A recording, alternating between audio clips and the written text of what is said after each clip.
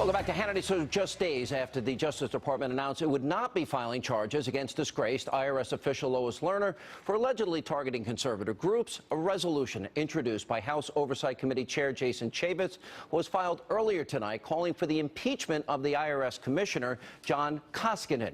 Joining us now to explain, House Oversight and Government Reform Committee members, Congressman Jason Chaffetz, who chairs the committee, and Congressman Jim Jordan of Ohio. Guys, good to see you both again. How did Lois Lerner, Congressman Chaffetz, how did Lois Lerner get off in the first place? Don't we know she targeted these groups? Isn't there evidence proving she targeted these groups? We had months of investigation by the Inspector General, and he came and testified that indeed there was targeting. We know that for a fact. It's been well documented, and now we also have documented that those documents in the possession of the IRS, despite a subpoena, were destroyed by the IRS. So we know that they targeted the IRS, they destroyed evidence, and the Justice Department says no go. Is this a precursor of or a preview of coming attractions? If the FBI were to find information about Benghazi, about the Clinton Foundation, or confidential, top secret information on the deleted emails, does that mean it's politicized to that degree?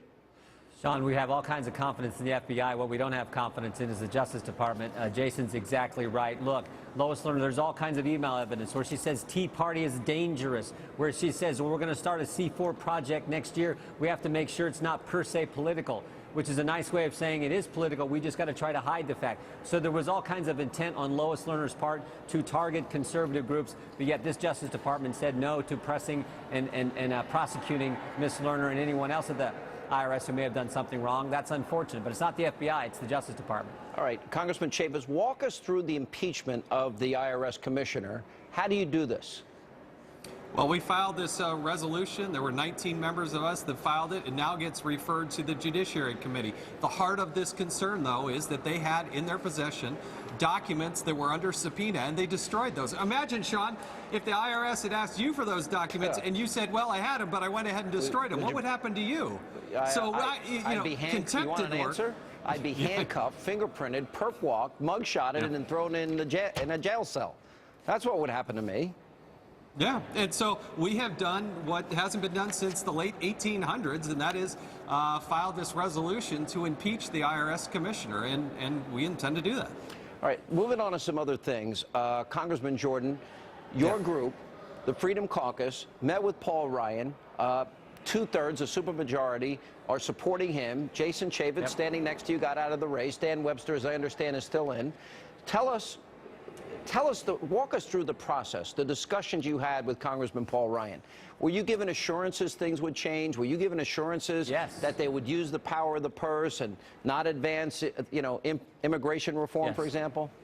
First of all, the first thing we were given is we're not going to change the motion to vacate. That's a right that's been around since Jefferson, and we're not going to change that fundamental liberty that members of Congress have. Second, Paul is the kind of guy who is an excellent messenger who can go out and talk about the big, bold things we need to do that are going to help our constituents, help families, help the country get back on the right path. Talking about reforming our tax code, showing our replacement for Obamacare. Everyone knows Obamacare is terrible. Our replacement, and talking about how we reform our social safety net system, our welfare system. So he talked about that. He also assured us that there's no way he's going to bring up an immigration bill, maybe a border security bill, that we actually do the right thing. But there won't be an amnesty bill? He assured you no amnesty bill? He assured you no citizenship or path to citizenship? He sure did. You sure did, because we met with him for an hour, and every single one of our members was in that meeting, and I think just about every single one of them asked questions. And that was certainly one of the questions that was asked, and Paul assured us that that was not going to be brought up. Did he mention if he'd be willing to use the power of the purse, which is your power under the Constitution? Yeah.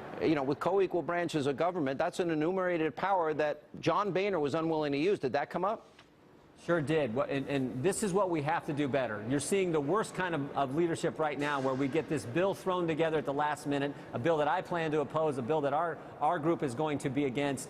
You're seeing it thrown together with all kinds of spending, all kinds of stuff, no real committee hearings, no real bringing people together and figuring out what's the best course of action, how to move forward. He says we're not going to do that. We're not going to govern in a crisis-to-crisis type way. We're going to go early, come up with our position, send it to the Senate, and then most importantly, Sean, stand firm. And that's what our guys wanted to hear, and that's why a supermajority of our group has endorsed Congressman Ryan. Jason Chaffetz, as it relates to this budget deal, I mean, here we go. Wait till the last minute once again. again. $80 billion in more discretionary spending is part of the deal. You know, even Paul Ryan said that this is no way to do business. It's just not. Do you suspect it's going to change? Are you going to be supporting that bill? I'm not. I worry about lifting the budget caps. I want to reprogram money. I do believe we need more money for our military, and I support that aspect of it. But lifting the budget caps is not something I support. Nor, when you raise the debt ceiling, you got to actually fix the problem so we don't have to keep coming back every several months and do that again. I do believe Paul Ryan is the right agent of change. He has broad support. He's articulate on these issues. He probably knows more about budgeting and the appropriations process than anybody in this body. And I think it's time to give him a chance. I think he'll be a very good speaker. Not that my advice matters much to anybody, but if I had any advice for the new speaker and the Republicans, it's time to hit the reset button. When 60% of your base feels betrayed by you, I would put your vision, your promises on paper, let the conference sign it, and then you got to keep the promises to gain faith back in those people that you've lost faith with. Well said, Sean. I think you're exactly right. Let's project our vision out there. Let's fight hard for it and tell the American people how we're going to do what we told them we were going to do, how we're going to stand for those principles that we think make our country great. All right, guys, thank you both for being with us. Appreciate it. Thanks, Sean.